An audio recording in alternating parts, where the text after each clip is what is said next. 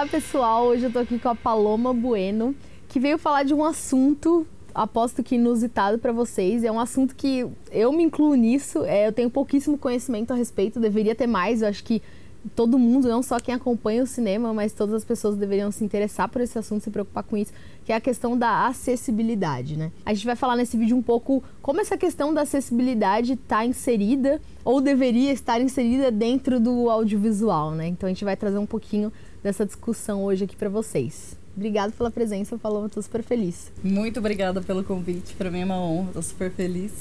E eu trabalho como tradutora e intérprete de Libras, português, Libras. Então eu trabalho especificamente com acessibilidade para surdos, especificamente usuários de Libras. Então temos aí um público super amplo quando a gente fala de acessibilidade no audiovisual, que tem o público cego, o público com baixa visão, os surdos ensurdecidos, né, pessoas que perderam a audição ao longo do tempo, e os surdos usuários de língua brasileira de sinais. Então é mais especificamente sobre isso que... Com um grupo... É, um grupo bem específico. Queria que você comentasse um pouco, assim, pra gente dar uma noção geral, né, de como isso funciona aqui no Brasil, né, pensando no contexto brasileiro, né, porque eu sei que isso também de país para país muda, né.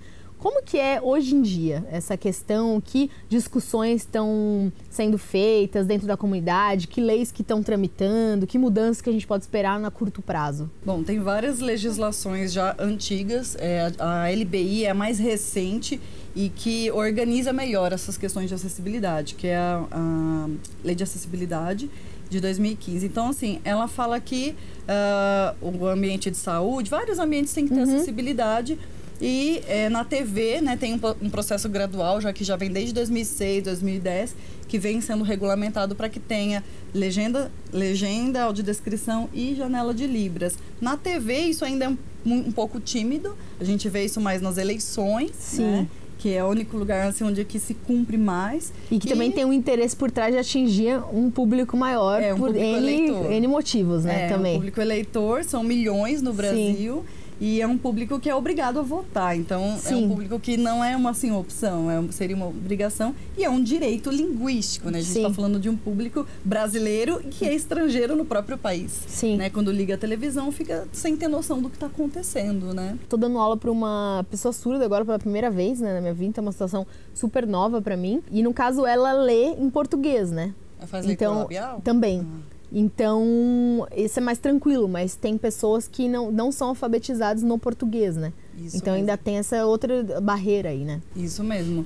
O último censo do IBGE de 2010 mostra que aproximadamente um pouco mais de 24 pessoas dos 9,8 milhões não são alfabetizadas. Eu estou falando dos deficientes auditivos, né? Que eles colocam essa nomenclatura, tem alguma dificuldade auditiva. Então, é um percentual muito acima... 24%, né? 24%. Então, assim, é um percentual muito diferente do público ouvinte sem deficiência, que beira aí entre 10% e 19%, não lembro bem. Mas é uma taxa, assim, muito menor. Então, você tem um público com alguma dificuldade auditiva, ou alguma deficiência auditiva, como eles chamam, e um percentual muito grande que não é alfabetizado. Então, a gente tem várias questões, vários níveis aí de surdez e que a gente também o IBGE não identifica se essas pessoas usam Libras ou não. Isso dificulta muito o trabalho de quem produz e de quem produz legenda, de quem produz acessibilidade, porque você faz sem noção de exatamente quantas pessoas você poderia atingir com um determinado conteúdo ou colocando acessibilidade em determinado conteúdo. O produtor fica um pouco cego, assim. Mas tem um ponto interessante que eu queria levantar, é que quando fala-se, o IBGE mostra 2 milhões de pessoas com perda severa, essa pessoa não está isolada no mundo, ela tem família, ela tem pessoas próximas dela. Então, quando você vai ao cinema, você vai fazer uma programação cultural, o que seja, você não vai sozinho, você vai com a sua galera. Seja a sua família, seus amigos, né? E não é sobre 2 milhões com perda severa, é sobre 2 milhões vezes 4, 5 pessoas que deixam, de repente, de ir ao cinema. Né? Então, é esse número vezes, sei lá, 5, 6, que deixa de ir ao cinema porque alguém vai ficar boiando, alguém vai ficar de fora. Então, são programações que não faz muito sentido, embora hoje já estamos muito melhores, né, do que no passado, que temos aí mostras, várias editais PROAC, por exemplo, os editais da FSA já contemplam, né, muitos deles já obrigam o produtor a colocar acessibilidade na sua produção. Então isso já é um avanço, né? Já Com ajuda certeza. muito. Mas a gente tem um entrave, né? A lei fala, a LBI, as leis mais antigas que falam de acessibilidade no audiovisual, fala que o exibidor tem esse papel, a exibidora, a distribuidora e a exibidora. Aí a distribuidora vai, contrata e manda para a Cinemateca, para o arquivo. Já fiz dezenas de filmes assim, que foram só para arquivo. E não só eu, mas muitos outros. Sim. E aí a gente tem, assim, um entrave na exibidora. As salas de cinema não conseguem Sim. exibir, porque depende de alguma tecnologia que seja decidida, regulamentada pela Ancine. E até hoje, até 2019... E isso é nesse momento que a gente está vivendo agora. Não tem decidido ainda, embora o Ministério Público... em janeiro de 2009, tenha dito que... 2019, né? 2019. Falou assim, vocês façam um cronograma de testes, façam testes e em junho vai ter que estar valendo. Esse foi a última divulgação que o Ministério Público fez, assim, se manifestou, de acordo com a comunidade começou a pedir, começou a cobrar. Sim. Porque ia ser prorrogado, sei lá, pela 10ª vez, sei lá, gente, quantas vezes já foi prorrogado o prazo. Já era para estar sendo cumprido desde 2014, no mínimo, um início de um processo gradual, e a gente não tem isso. E só para a gente entender melhor, assim, na prática, como que funcionaria isso numa sala de cinema? Vamos pensar, assim, nesse mundo ideal em que isso já esteja acontecendo, né? Como é que funcionaria esse processo todo de implementação e... De implementação, primeiro, né? A Ancine precisa decidir com as exibidoras, as salas de cinema. Não seriam todas? Seria uma boa parte. Para começar, né? Com um percentual pequeno e seria gradual. Como isso mudou muito, eu já não posso dizer por mim, né? Não ponho a minha mão no fogo sobre como deveria ser. Mas ainda não decidiram se vai ser por meio de um tablet acoplado na cadeira, ou se vai ser por um óculos, ou se vai ser um celular. Isso não foi decidido nem definido ainda. O ideal seria, dentro dessa tecnologia, ser um intérprete humano, porque a língua, né, a gente não pode traduzir tudo por meio de tecnologia. A gente tem uma questão muito sensível na língua, né?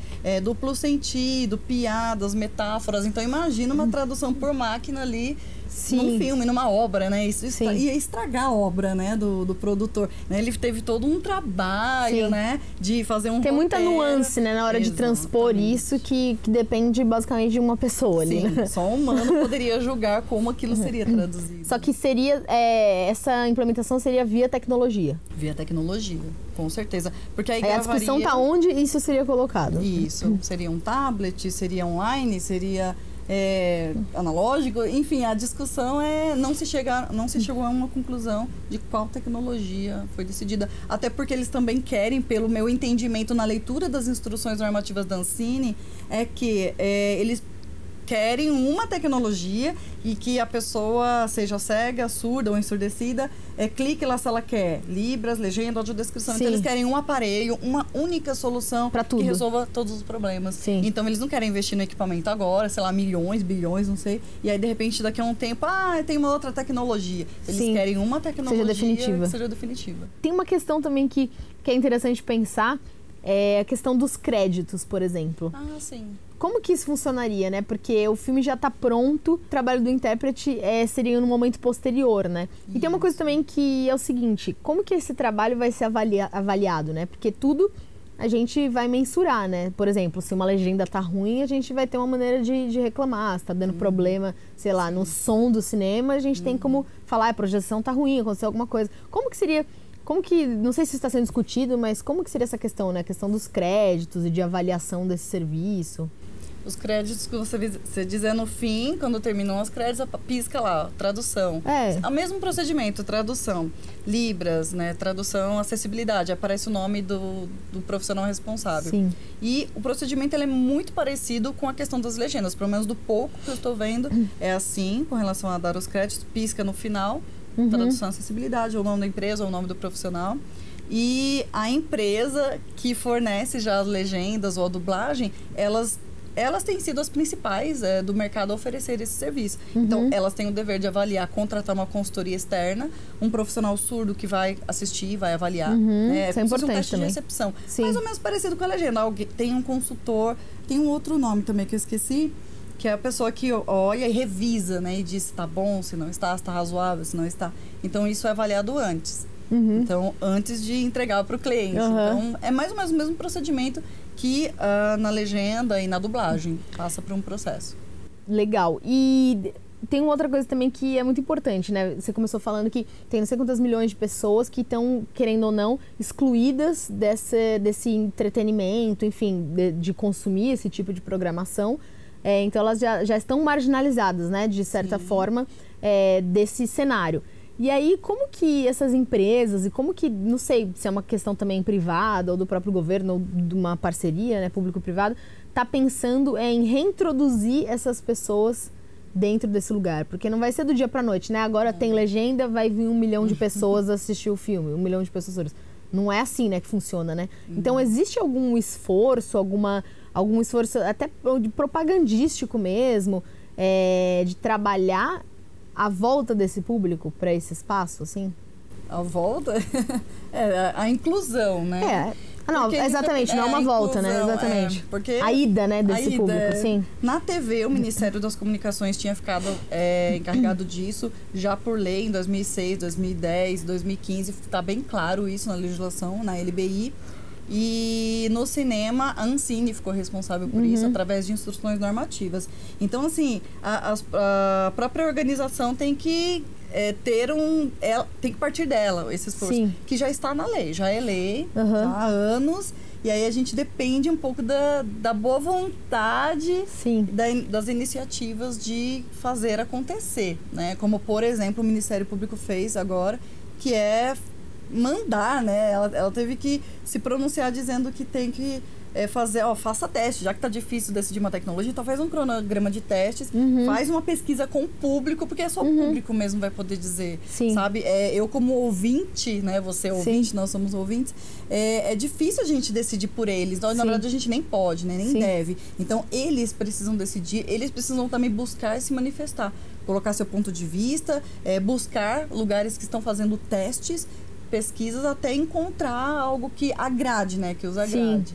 Então, e ajudar a tomar a melhor decisão a ser tomada, né? Exatamente. E participar dessas discussões. Sim, com certeza. Porque eu também já ouvi dizer que a Ancine já fez reuniões, assim, públicas, abertas, consultas públicas. E, assim, esse público vai, né? Esse público está presente nessas discussões, ou ficam sabendo. Esse é o meu ponto, né? Deixa eu pensar, como que está sendo comunicado, né? Está sendo comunicado? Muito pouco. Que tipo de parcerias estão sendo feitas, né? Com grupos específicos? Ou só estão soltando uma nota lá e boas, entendeu? Porque é o que mais acontece. Soltam notas e quando alguém da comunidade surda fica sabendo e tem boa vontade, traduz aquela nota, divulga para o surdo, ela vai ter uma reunião, vamos lá, vamos participar. Então, existe essa convocação, né? Também o pessoal tenta se unir, mas nem sempre isso é possível, né?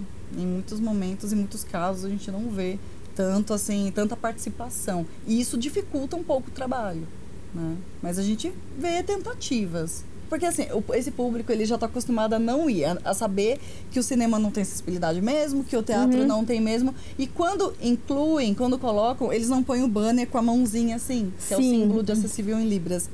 E aí esse público não fica sabendo, porque como ele já está acostumado a não ter, e aí é aquela cria aquele looping, né, da desinformação, não tem acessibilidade porque não tem público, e às vezes o SESC, outras instituições decidem por não colocar ou reduzir programação com acessibilidade porque não tem público, mas o público não fica sabendo, porque ele já está acostumado a não ir, então é um ciclo horrível. É um ciclo horrível que também dá pra gente fazer um paralelo com como as pessoas se relacionam com o próprio cinema brasileiro, né?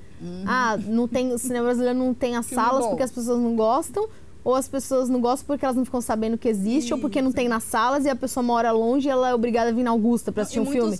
Sabe assim, é um ciclo vicioso terrível, e tem essa experiência assim de, quando eu vou, o filme não presta, né? Porque não tá acostumado a ver. E aí o pouco que tem... A coisa do costume de conhecer as coisas, né? Exato. Então, e aí cria essa barreira e nunca sai desse lugar, né? Fica patinando, assim, meio que enxugando o gelo. Não, legal, Paloma. Obrigada pela sua presença. Acho que essa é uma discussão que quem acompanha nosso canal sabe, né? O quanto a gente se preocupa com questões que vão além, né? De falar de filmes, exatamente, né? Com outras questões que envolvem o cinema brasileiro e tudo mais.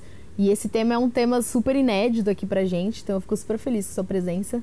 Obrigada mesmo. Feliz de participar, poder dialogar com o mercado, né? Você faz parte do mercado, né? Na crítica, na divulgação de informações. Sim. E é legal poder contribuir de alguma forma, assim. E também disseminar informação, né, nessa área.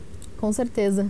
Eu vou deixar todos os links da Paloma, contato profissional e tudo mais. Ela tem canal também, para vocês darem uma olhada no trabalho dela e acompanhar essa questão da acessibilidade mais de perto. Eu tenho certeza que vocês vão adorar. Obrigada pela presença. Obrigada. Obrigada, pessoal, quem ficou até aqui. Espero que a maioria de vocês tenham ficado, porque essa discussão é muito importante e é bom pra gente pensar que a gente não tá no centro do universo, né? E apesar da maioria das soluções, né, e das formas de entretenimento serem pensadas, né, para as pessoas que não têm nenhum tipo de dificuldade ou menos dificuldades, e a gente circular livremente, né, e ter muitas opções, a gente tem que sempre pensar que tem gente que não tá conseguindo usufruir, né, de coisas que pra gente é banal, né? Vamos ali no cinema, né? É só uma saída, assim, de final de semana e a gente não para pensar quantas pessoas estão sendo privadas, né, de viver uma experiência tão maravilhosa quanto o cinema, né, que a gente tanto ama. Então, obrigada e até a próxima. Tchau, tchau. Quer ter acesso a conteúdos mais aprofundados sobre cinema? Então conheça a plataforma de cursos do CinemaScope. Nela, você encontra aulas imersivas sobre cinema nacional e internacional, ministradas por professores multidisciplinares. Os cursos são 100% online e podem ser feitos de onde você estiver. Os alunos também recebem e-books exclusivos e certificados digitais, além de participar de grupos de debate sobre a sétima arte. Faça parte dessa jornada de conhecimento com a gente. O link para saber mais está na descrição.